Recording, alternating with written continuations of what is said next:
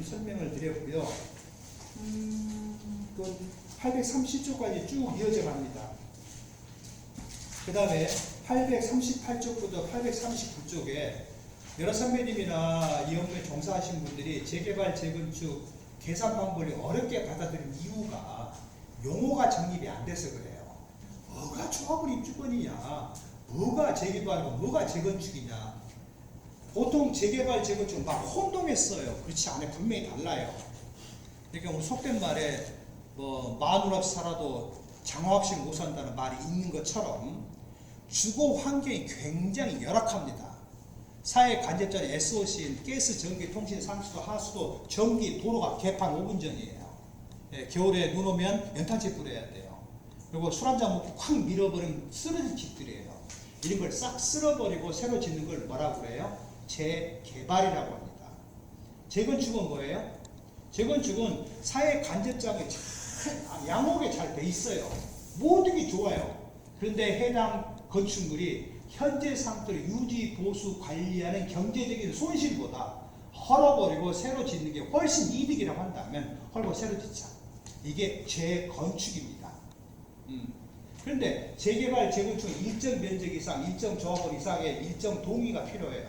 그러다 보니까 소규모 개발을 할 수가 없는 거예요. 그래서 소규모 주택에 대한 재건축 특례법이 새로 만들어진 거죠. 그래서 거기에 4개가 있다는 얘기입니다. 그래서 6가지라는 얘기입니다. 계산방은 똑같다는 얘기예요. 그러니까 그렇게 생각하신다면 큰 무리가 없고요. 그 다음에 839쪽에는 양도 차익을 계산할 때 예전부터 2006년 12월 31일 전까지는 9가지 유형에 해당되지 않는 한 기준시가로 과세를 했었죠. 그러니까 단기양도, 고가주택, 부동산을 취득할 수 있는 권리, 투기 지정지역, 1세대 2주택 이상인 경우, 그 다음에 본인 스스로 시가 선택하는 경우, 미등기 양도주택 1, 2라는 예 없이 시가 신고해요. 그런데 2007년 1월 1일부터는 이제 다 필요 없죠. 전부 모든 양도세 과세된 자산은 실질 거래가에 한다.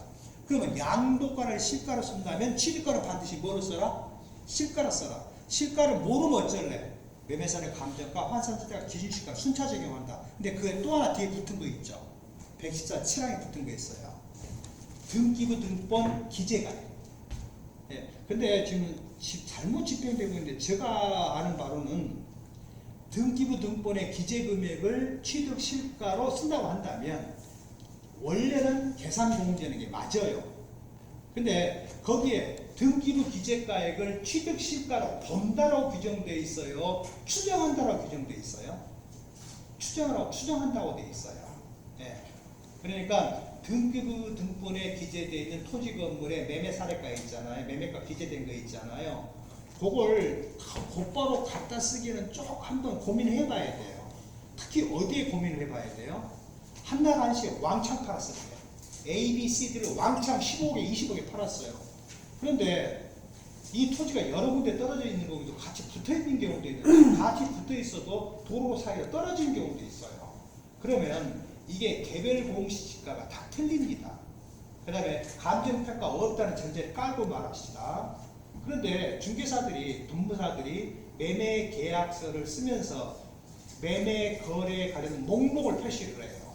근데 목록을 표시를 할 때 가액을 면적으로 쪼개버려요. 면적으로. 그러니까 면적으로 쪼개면 절대 틀려요. 세법 어디에도 면적으로 쪼개라는 규정은 없어요. 맨 처음에 뭘로 쪼개야 돼요? 기준시가인 토지기준시가 또는 일반 건물 기준시가로 해야 돼요. 단독주택이나 공동주택이라 한다면 개별주택과 공동주택 가격으로 쪼개야 돼요. 그런데 간혹 소명요구를 받은 경우가 있어요. 어떤 때요? 감정서 있지 않습니까? 감정가 왜 안 쪼갰어요? 이렇게 나오는 경우가 있어요. 그러면 내가 신고 대리하는 여러 선배는 제 입장이라고 한다면 감정평가사가 있을지 없지 어떻게 알아요? 알 수 있어요. 등기를 떼보세요. 내일 신고하면 신고 1시간 전에도 떼보세요. 등기를 떼보세요. 뭐가 있을까요? 등기부 등본에 표제부, 갑부, 을부가 있죠. 을부가 소유권 이외의 권리를 등기하는 거죠. 거기에 뭐가 있어요? 근저당 설정 등기가 있어요. 채무자가 매수자예요. 또 매수자가 아닐지라도 다른 사람 물상 보증인일 수도 있어요. 네. 그럴 때 그 소유권 이전 등기 날짜와 근저당 설정 등기 날짜가 하루 상관, 이틀 상관이에요. 그러면 양도일 전후 석 달 내에 들어와야 안 들어와요? 100% 들어와요. 그럼 어떻게 해야 돼요? 양도자한테, 의뢰인한테 요구를 해야 돼요. 부탁을 해야 돼요. 이거 분명히 감정평가 했을 겁니다. 감정평가서를 좀 부탁하십시오. 다 받을 필요 없어요. 맨 앞장 무슨 감정평가 사무소. 네, 두 번째 그 감정평가 물건에 대한 부동산별 직계표 쭉 맨 끝에서 보통 5-6장 사이에 있어요. 감정평가 목록별 필지별 평가에 쭉 나열되어 있어요. 그걸 갖다 보되 또 뭘 확실해야 돼요? 작성 날짜 꼭 확보하셔야 돼요. 그러면 그 두 번째 장에 나와요. 두 번째 장 중간에 오른쪽 맨 마지막 그날이 동일한 과세기간에 만약에 당해 양도일 취득에 속하는 과세기간 직전 과세기간의 초일부터 당해 과세기간 말일까지 만들어진 감정평가서니까 그걸로 쪼개라. 그때 쪼개는 방법이 2개 이상이면 1개도 관계없어요. 부가세 시행 64조에 1개라고 표현되어 있어요. 1개 아니라 감정평가업자의 평가사라고 표현되어 있지 우리 소득세법이나 상징세법에 2개 이상의 평균에 이렇게 표현 안 돼 있어요. 하나도 관계없어요. 그래서 그 일부를 보시고 요구를 하셔야 돼요. 근데 만약에 내가 신고하기 직전까지 없었어요. 근데 석 달 내에 들어와 버릴 거니까 근데 나중에 발생했어요. 그건 내가 어떻게 못해요. 어떻게 못하지만 말은 해줘야 돼요. 재산이 100억짜리예요. 대한민국에 100억 현금 갖고 있다가 산 사람이 있을까요? 없어요. 많이 있어요. 20-30억 있을 겁니다. 나머지 다 뭐예요? 대출이에요. 그러니까 그때는 꼭 확보하셔야 돼요. 그런데 그게 실제 사례입니다. 신고를 한번 했는데요. 전화가 왔어요. 여직원한테. 전화가 와가지고 왜 감정평가서가 있는데 왜 감정평가서 쪼개지 않고 왜 기준세가 쪼갰어요? 추징할까요? 추징하세요. 뭐 뜻대로 하십시오 그랬죠. 그래서 그랬죠. 그거요. 은행 직원이 평가한 게 탁상 감정입니다. 분명히 법에 뭐라고 되어 있어요? 감정평가에 관한 법률에 따른 감정평가사가 평가한 금액이에요. 은행 직원들이 평가한 것은 감정평가사가 아니에요. 근데 그 직원은 이제 경험이 없다 보니까 그렇게 말씀을 하신 거죠. 의뢰인한테 말을 꼭 해줘야 됩니다. 여러 선배님들이 요거는 이런 걸 듣고 싶어 하신 거죠. 뭐 좀 그러저러 오전에 힘드셨죠. 그냥 오후도 4시간 내일 갑시다. 자, 그래서 839쪽에 관련된 내용인데요. 이건 주저리 미저리 이건 뭐 미주알 보조알인데요. 이건 큰 의미는 없어요. 옛날에는 입주권의 용어가 우리가 쓰는 용어일 뿐이지 법률 용어는 아니었어요. 근데 2006년 1월 1일자가 정식 법률 용어로 들어왔기 때문에 이야기를 한 겁니다. 근데 만약에 2005년 12월 30일 이전에 관리처분이 난 것을 지금도 공사하는 경우가 있어요. 지금 찼어요. 조합 입주권일까요? 아닐까요?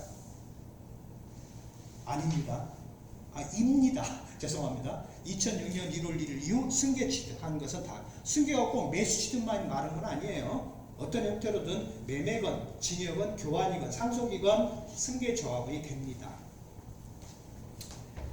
참 승계 조합원일 때는요. 이거 이런 식으로 이렇게 아무렇게 계산하시면 안 돼요. 승계 조합원은 반드시 승계 조합원인지 아닌지를 알아야 돼요. 그런데 승계 조합원인지 아닌지를 알 수 있는 방법이 조합원 분양계약서를 보면 조합원의 명의 나오니까 아는데 간혹 그 계약서조차 없는 사람이 있어요. 그럼 어떻게 할까가 문제가 돼요. 그러면 자 관리처분이 났다. 근데 그것을 승계조합에 매수 취득했다고 한다면 반드시 무엇인가 소유권 이전 등기 해야 돼요. 무엇을 소유권 이전 등기해요? 토지, 건물, 토지는 해요. 옛날에 재건축이었다면 옛날에 대지권이 이전 등기 해야 돼요. 그래가지고 조합에 가서 조합은 명의 변경을 하거든요. 그럼 그날이 그 사람의 대지권 취득식이에요. 그 사람이 재개발의 기존 토지 취득식입니다. 그 날이 관리처분계 인가의 후라고 한다면 승계조합원이에요. 그 날이 관리처분 인가 전이라고 한다면 원조합원이에요. 그래서 원조합원, 승계조합원 구분하는 방법도 그렇고요. 그냥 일반적인 상식으로 본다면 1층 1호, 1층 2호, 꼭대기 1층 1호, 2호 이것은 일반 분양분이에요. 근데 일반 분양인지 아닌지 죽어도 모를 수도 있어요. 그죠? 그럴 때는 그 근방에 있는 것을 다 떼봐야 돼요. 등기를요. 돈 좀 들어가죠? 700원씩 계산하면요. 깝깝한 경우가 굉장히 많거든요. 아무것도 모른대요. 근데 여러분들이 제일 힘드신 게 뭐냐면 사업인정 고시 날짜가 사업시행 인가일이에요. 그것을 어떻게 확보하는지가 문제고, 두 번째 관리청계 인가 날짜가 언제인지를 몰라요. 그러니까 최근에 완성된 주택이라고 한다면 서류가 다 있어요, 집에. 근데 한 10년, 15년 지난 건 없어요. 어떻게 해야 돼요? 고민하지 마세요. 첫째는 간단해. 첫째는 관할 지자체에 공보로 찾아보세요. 공보. 근데 공보가 인터넷에 없을 수도 있어요. 그럴 때는요, 정보공개 청구하세요. 그러면 째까하고 보내줍니다. 일주일 내에 보내줍니다. 예, 그것도 인터넷으로 하세요. 국민신문고인가요? 거기다 하면 째까하게 해줘요. 어떤 때는요, 그거 취하하세요. 그러면 제가 그냥 보내드릴게요. 왜? 공문 쓰는 것도 귀찮거든요. 쫙 보내줘요. 예, 한 일례로 한다면 제가 최근에 한 200억짜리 양도 신고를 했는데요. 그게 한 땅으로 한 300평 준대요. 한 1200평만 매달 좀 되니까요. 네. 근데 그것이 나대지예요.